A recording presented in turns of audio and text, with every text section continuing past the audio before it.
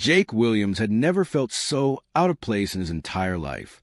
The corridors of the Galactic Academy stretched endlessly in every direction, with walls that seemed to shimmer and change color as he walked past them. Students from dozens of different worlds hurried by, some floating, others scuttling on multiple legs, and a few that looked like walking crystals. After 3 days on the station, he still couldn't get used to the artificial gravity that felt just slightly off compared to Earth's pull. His stomach churned as he found Classroom 7 Alpha.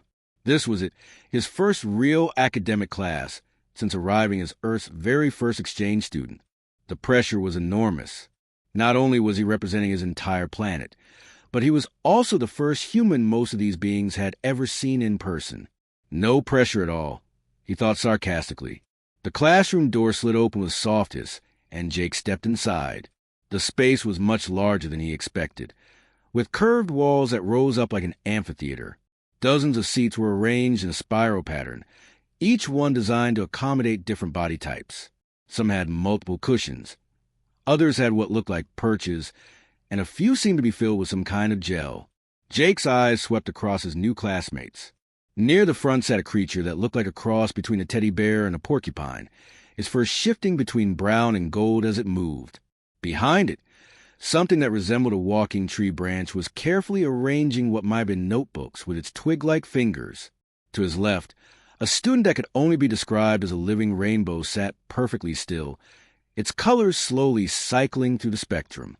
The most normal-looking being in the room was probably Professor, though that wasn't saying much. Professor Kell stood nearly 8 feet tall, with smooth blue skin that had a slight metallic sheen. His eyes were larger than human eyes and completely black, like looking into deep space. When he moved, it was with a fluid grace that reminded Jake of a dancer. "Welcome, students, to Interspecies Biology," Professor Kell said, his voice carrying a musical quality that somehow translated perfectly through Jake's universal translator. "Today we begin our semester-long journey studying the incredible diversity of life across the galaxy." Jake slid into an empty seat near the middle of the room, trying not to draw attention to himself. The chair automatically adjusted to his body shape, which was both helpful and slightly unnerving. He pulled out his tablet and tried to look like he belonged there. "To start our studies," Professor Kell continued, "I want each of you to share something interesting about the wildlife from your home world. This will help us understand the vast range of evolutionary paths life has taken across different planets and environments." The teddy bear creature raised what might have been a paw. "I'm Quill from Redania," it said in a voice like wind chimes. "On my world, we have moths the size of dinner plates that glow with bioluminescent patterns. They communicate by flashing different colors at each other during mating season." Several students made appreciative sounds.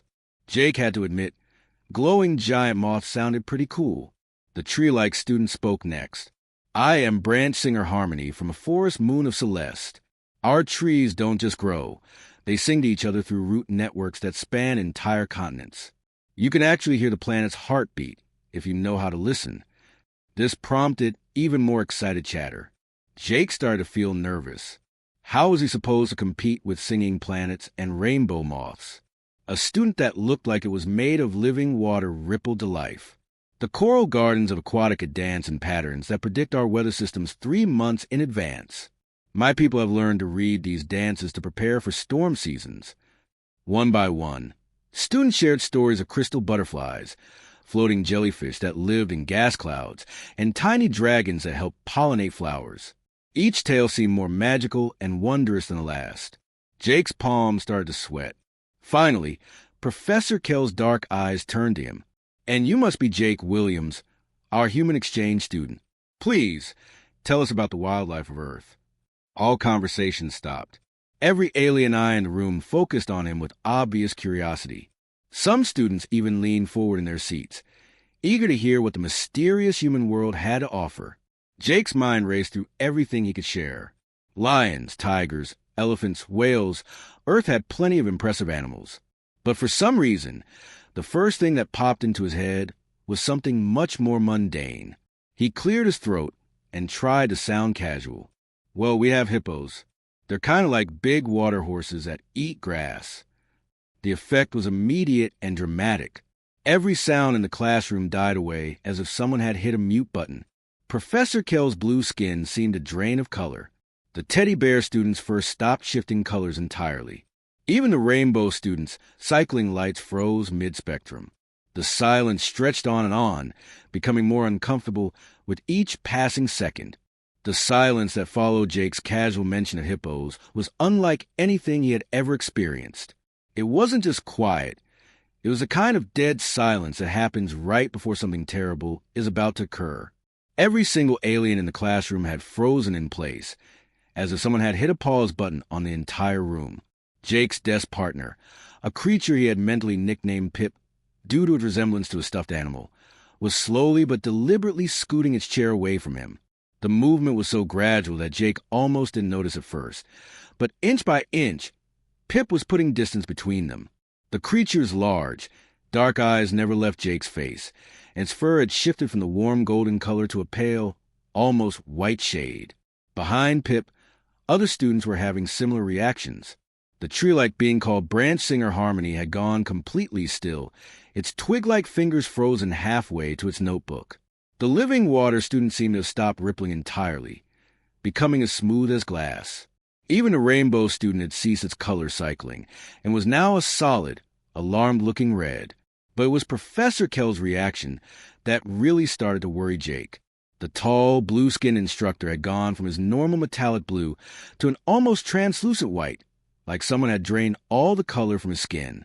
His large, black eyes were wide with what could only be described as shock, and his hands were shaking as he fumbled with his tablet. "Professor?" Jake ventured, his voice sounding unnaturally loud in the silent room. "Is everything okay?" Professor Kell didn't answer. Instead, he was frantically tapping at his tablet, his fingers moving so fast they were almost a blur. Jake could see the device's screen reflecting in the professor's large eyes, and whatever he was reading was clearly making him more agitated by the second. From somewhere in the back of the room, a voice whispered in what sounded like barely controlled terror. "Water? Horses?" Jake twisted in his seat to see which student had spoken. It was a tall, thin creature that looked like it was made of purple crystal. The being was staring at Jake as if he had just announced he was carrying a deadly plague. "Yeah," Jake said, trying to keep his voice friendly and reassuring. He was starting to feel like he had somehow said something wrong, though he couldn't imagine what. "They're vegetarians. Pretty chill, mostly just hang out in rivers and eat water plants. They spend most of their day just floating around in the water." The effect of his words was immediate and dramatic. A collective gasp swept through the classroom like a wave.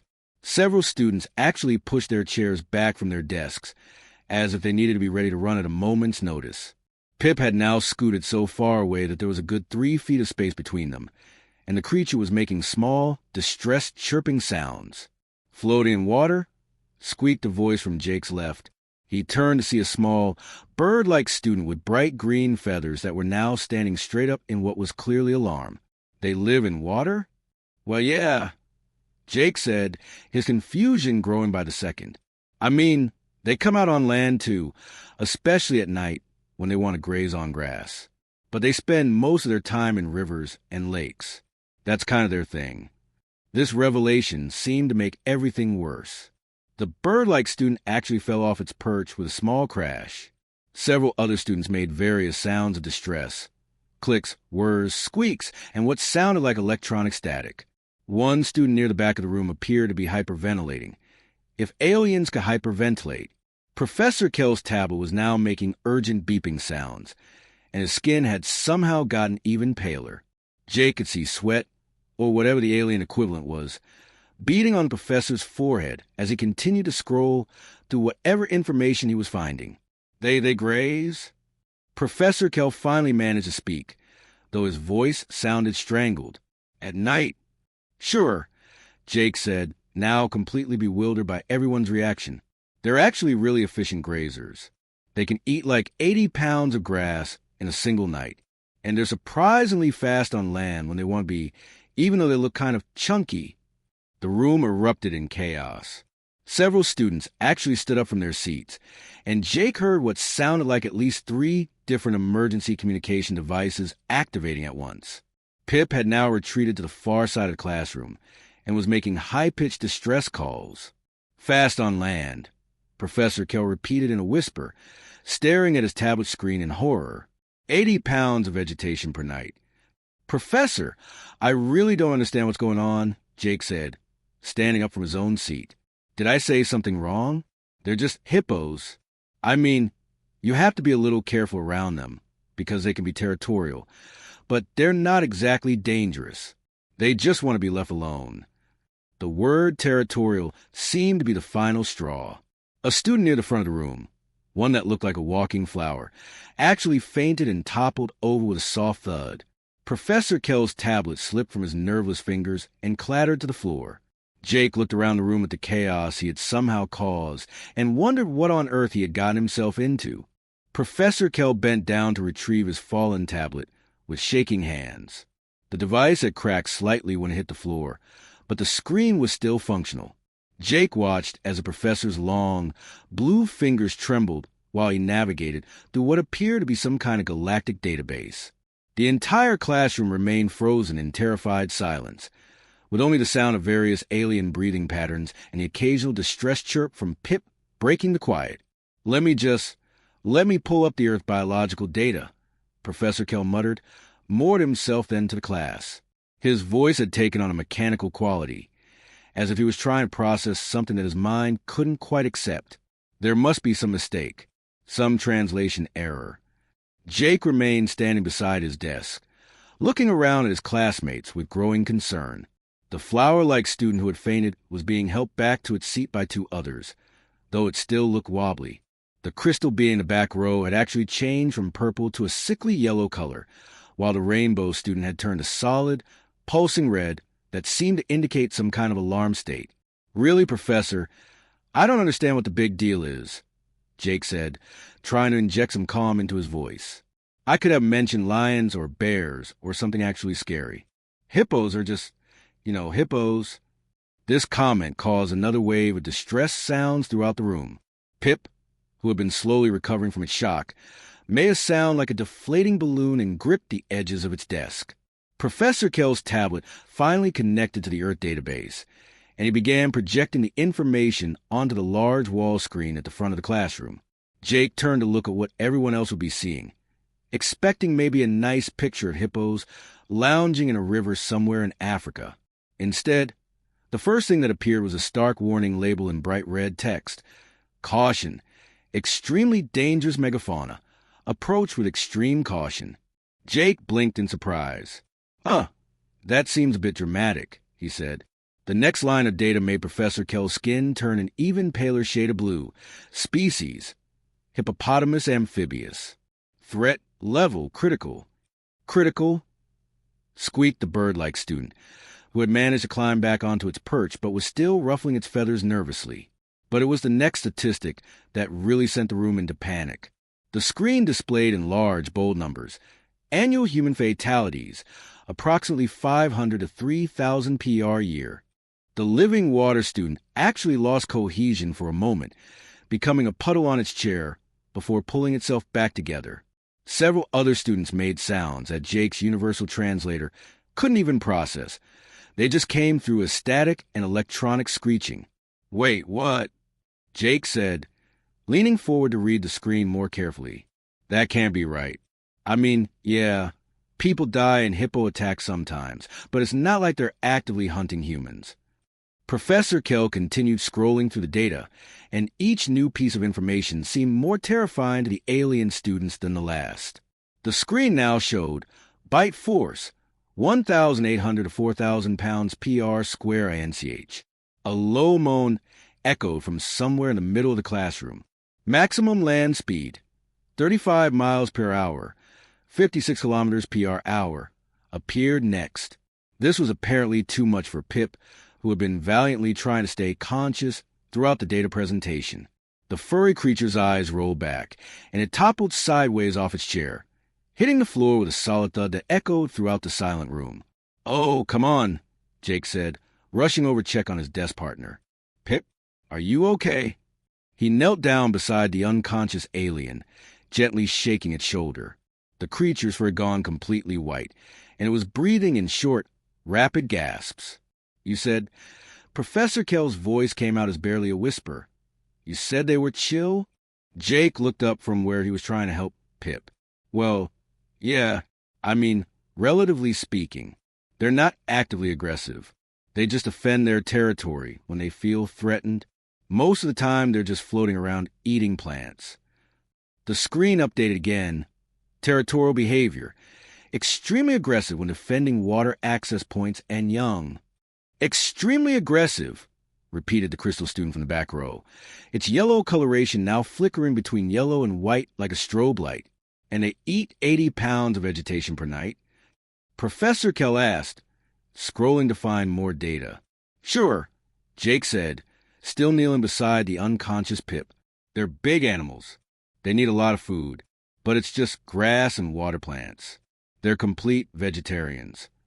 This seemed to provide no comfort to anyone in the room. If anything, the idea that something so dangerous was sustained by such massive amount of plant consumption seemed to make them even more nervous.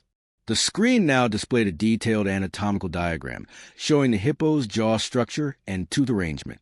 The caption read, Canine teeth can grow up to 20 inches iron length, used primarily for combat and territorial display. Jake glanced at the screen and shrugged. I mean, those are mostly for show. And fighting other hippos, I guess.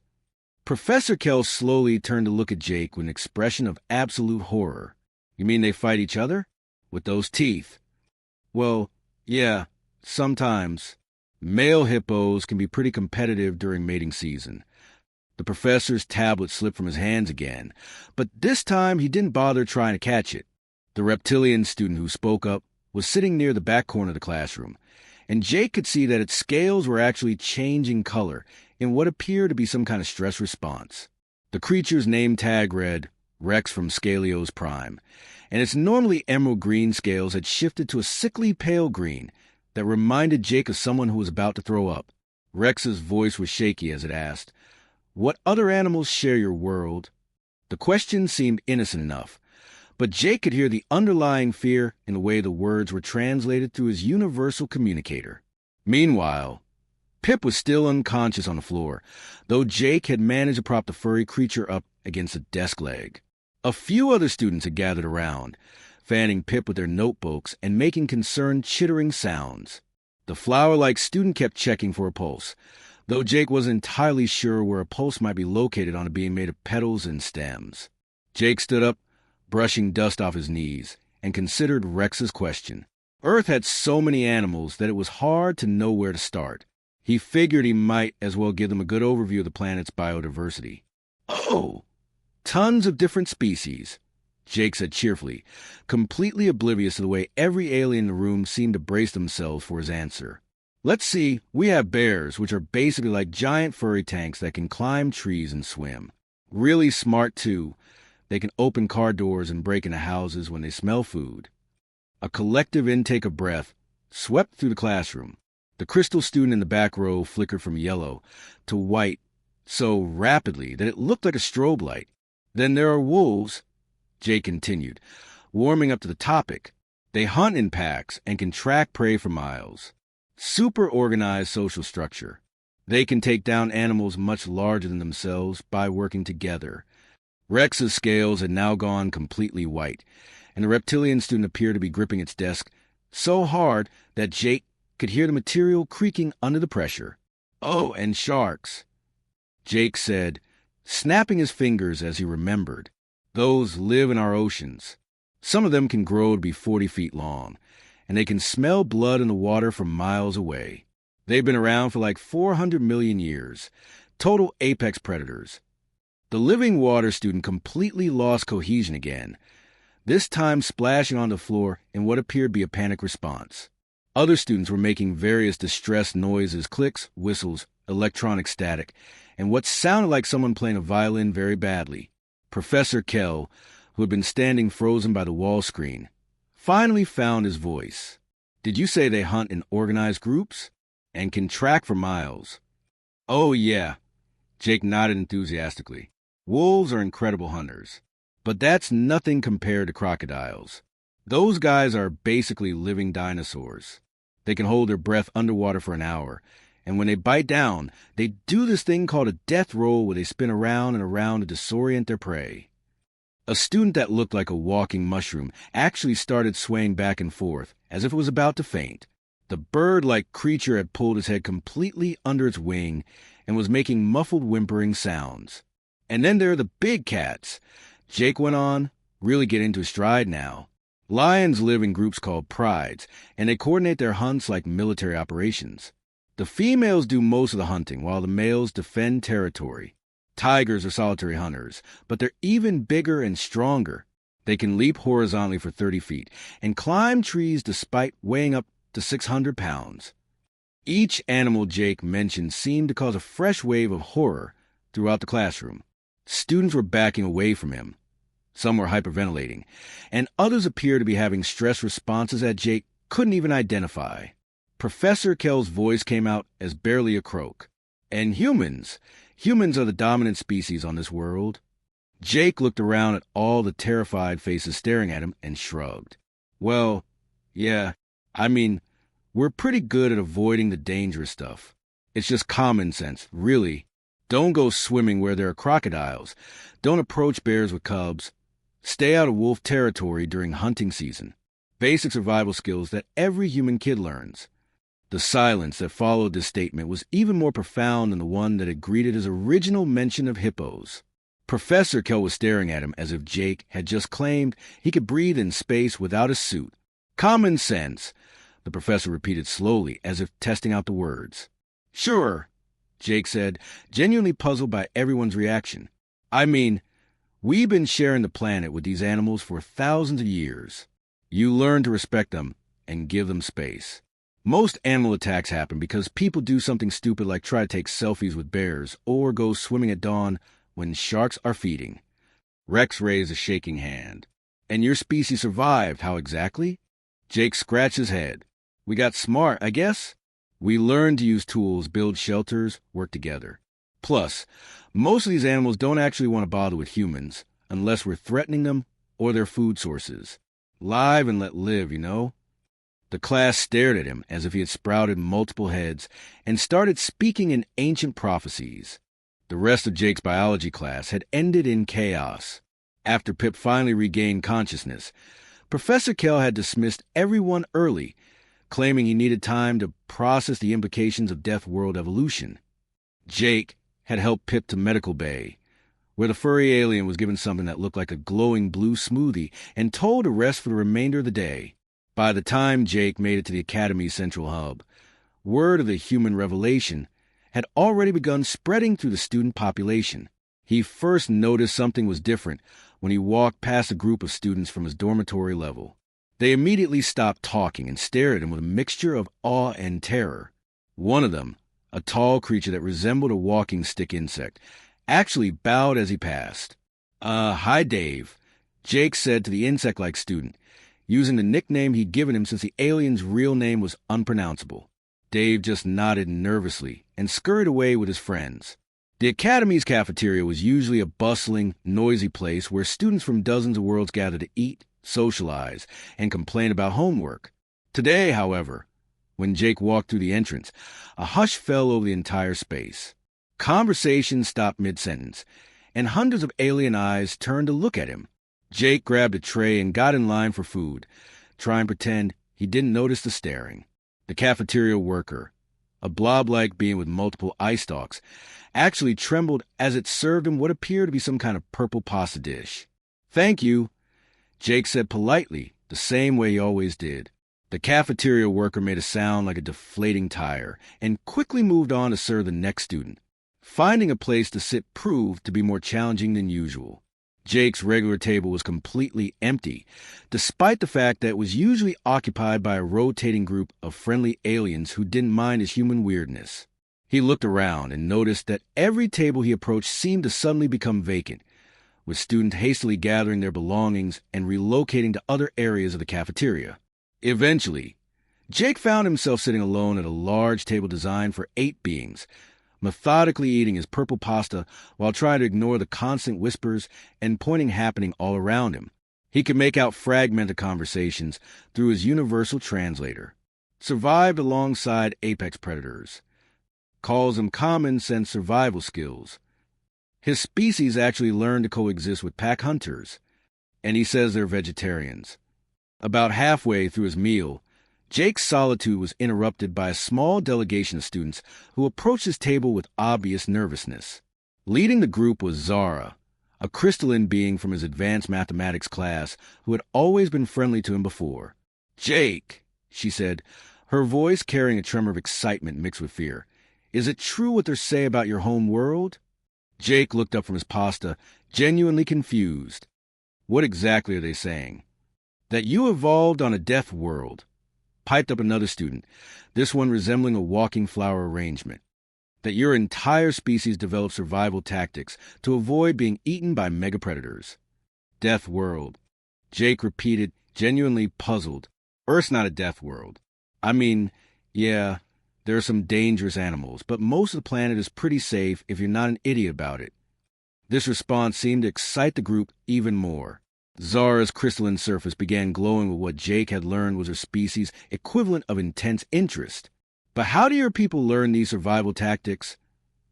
asked a student that looked like a cross between a crab and a television antenna. "Do you have specialized military training from childhood?" Jake nearly choked on his pasta. "Military training? No, you just pay attention to your surroundings. Don't go camping in areas with recent bear activity. Don't swim in murky water where alligators might be hanging out. Don't leave food out that might attract dangerous animals. It's just basic stuff." The group exchanged meaningful looks that Jake couldn't interpret, but which seemed to involve a lot of impressed chittering and color changing. "Could you teach us?" Zara asked breathlessly. "Death world survival tactics?" "There aren't any special tactics," Jake protested. "It's literally just don't be stupid around dangerous animals." But the group was already walking away, whispering excitedly among themselves about human wisdom and death world training protocols.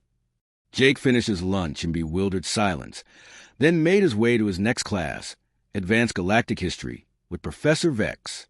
But even this class, which was usually a quiet academic affair, had been transformed by his newfound notoriety. When he walked into the classroom, Professor Vex immediately stopped her lecture about the formation of the Galactic Council and stared at him with undisguised fascination. "Ah, our human student," she said, her voice carrying a note of respect that hadn't been there before. "Class, we have with us today a representative from what our biologists are now classifying as a class, 12 Death World."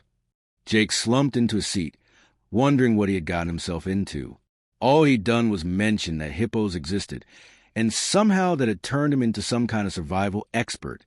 He couldn't understand why everyone was so impressed that humans had figured out the apparently revolutionary concept of not trying to pet large carnivores. As Professor Vex resumed her lecture, Jake found himself wondering what would happen when someone asked him about spiders.